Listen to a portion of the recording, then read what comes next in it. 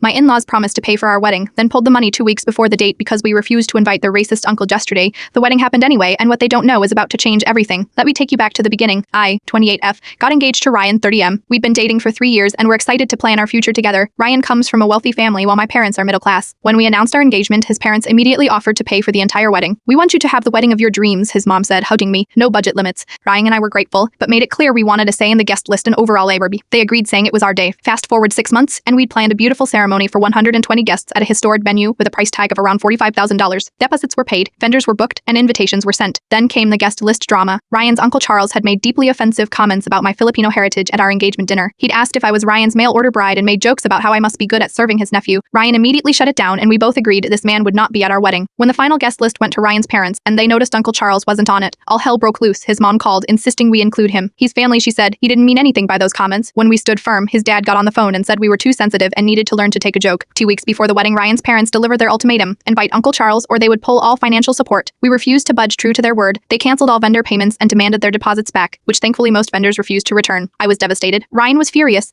We had 2 weeks to figure out how to pay for a wedding we couldn't afford, or cancel and lose all our deposits. That's when my maid of honor Jen had an idea. She created a private fundraiser explaining our situation without naming names and shared it with our friends. Within 48 hours, something incredible happened. Not only did our friends step up, but their friends shared it, and then their friends shared it. The story of couple loses wedding funding for standing against racism struck a chord. 3 days after the fundraiser launched, we had raised enough to cover the entire wedding, and then some people we'd never met donated. My boss secretly rallied the entire company to contribute. My former professor shared it with her network of academics. Even the vendors got involved, minus our photographer offered a discount. The florist threw in extra arrangements, and the venue coordinator personally paid for our cake. The wedding happened yesterday, and it was more beautiful than we could have imagined. Not because of the things we bought, but because every single element represented people who stood with us. Ryan's parents didn't attend. They told family members they weren't invited, a lie, and that we were disrespectful and great's debatable. What they don't know is that our wedding video is currently being edited to include a special thank you to all 347 people who contributed to our wedding fund, along with the full story of why we needed help in the first place. And what they until don't know, the video is being sent to every single member of their country club, church, and social circle, minus all those society friends they care so much about impressing. The best part: we're donating the extra money we raised to an organization that fights racial discrimination. Ryan says I am petty. I say I am just closing the circle of accountability. Underway, I've never felt more loved than I did yesterday, surrounded by people who believe weddings shouldn't include racists, even if they are family.